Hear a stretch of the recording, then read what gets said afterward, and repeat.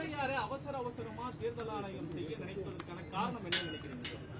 ஏற்கனவே அதான் பல மாநிலங்கள்ல அவங்க என்ன பண்ணியிருக்காங்க, பீகார் மாநிலத்தில் என்ன நடந்திருக்குங்கிறத நீங்களே பத்திரிகை நண்பர் நீங்களே வெளிச்சம் போட்டு காட்டியிருக்கிறீங்க. இன்னைக்கு அனைத்து கட்சி கூட்டத்தை வந்து நம்முடைய முதலமைச்சர் தலைமையில் இன்னைக்கு கூட இருக்கின்றது. அதில் அனைத்து கட்சி தலைவருடைய கருத்துக்களையும் முதலமைச்சர் கேட்டு ஒரு தீர்மானத்தை நிறைவேற்றுவார். குறிப்பாக அதான் எங்கெங்கே தேர்தல் நடக்குதோ அங்கெல்லாம் வந்து அவங்களுக்கு ஒன்றிய பாஜக அரசுக்கு எது சாதகமாக இருக்கோ அது மட்டும் வச்சுக்கிட்டு அவங்களுக்கு பாதகமாக இருக்கக்கூடிய வாக்குகளை எல்லாம் நீக்குகின்ற அந்த பணிகளை வெளிப்படையாக அவங்க ஈடுபட்டு இருக்காங்க. இதற்கு நம்ம எதிர்ப்பு தெரிவிச்சிருக்கிறோம். தொடர்ந்து தமிழ்நாட்டில் அவங்களுக்கு வெல்வதற்கான அந்த வாய்ப்பு கடந்த பல வருடங்களாக பாஜகவுக்கு அந்த வாய்ப்பு கிடைக்கிறது இல்லை. மக்கள் அந்த வாய்ப்பு அவங்களுக்கு கொடுக்கறது இல்லை. எனவே இதில் எப்படியாவது அந்த இதை பயன்படுத்தியாவது அவங்க வெற்றி பெறணும் அப்படின்னு முயற்சியில் ஈடுபட்டிருக்காங்க. அதுதான் எங்களுடைய கருத்து.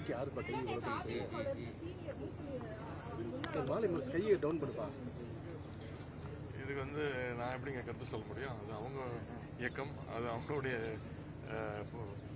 பொதுச் செயலர். நான் என்ன சொல்லியிருக்கிறேன், எதிர்கட்சி தலைவர் திரு எடப்பாடி பழனிசாமி அவர்கள் தான் இதுக்கு தான் சொன்னேன். அவர் தான் இன்னைக்குமே நிரந்தர பொதுச் செயலராக இருக்கணும் அப்படிங்கிறதுக்கு இதுதான் நான் சொன்னதுதான் காரணம். சார், பல இடங்கள்ல மான்சூன் ஆய்வு பண்ணிட்டு இருக்கீங்க. கடந்த 1 வீக்கா சென்னையில ரோட் ஒர்க்ஸ் எந்த அளவுக்கு போயிட்டு இருக்கு?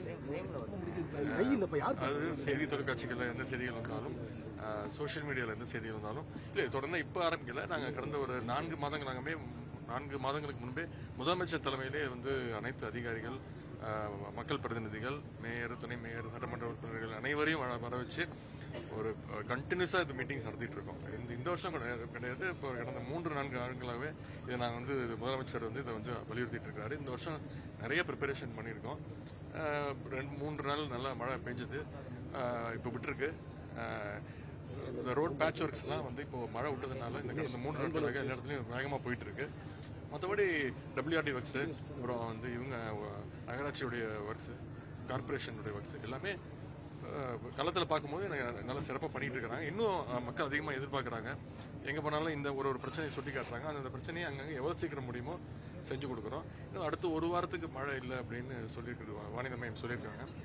எங்கள் சைட்லேருந்து, அரசு சைட்லேருந்து அனைத்து ஒர்க்குகளும் சிறப்பாக பண்ணிக்கிட்டு இருக்கிறோம். பொதுமக்களும் அவங்களுடைய ஆலோசனைகள் சொல்லுமாறு கேட்டுக்கொள்கிறேன். முனிசிபல் அட்மினிஸ்ட்ரேஷன் அது சம்பந்தப்பட்ட அமைச்சர் நேரு அவர்கள் தெளிவாக பதில் சொல்லியிருக்காங்க. எது இருந்தாலும் இது பழிவாங்கன் முகத்தோடு இந்த குற்றச்சாட்டு வச்சிருக்கிறாங்க. இதை நாங்கள் சட்டப்படி சந்திக்க தயாராக இருக்கின்றோம்.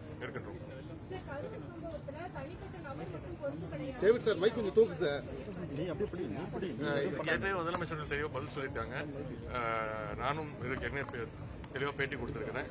இதுக்கு உண்மையாக யார் பேட்டி கொடுக்கணுமோ, இன்னும் நீங்கள் அவரை பேட்டி எடுக்க முயற்சி எடுக்கலையா இல்லை பேட்டி கொடுக்க விரும்பலையா அப்படின்னு தெரியல.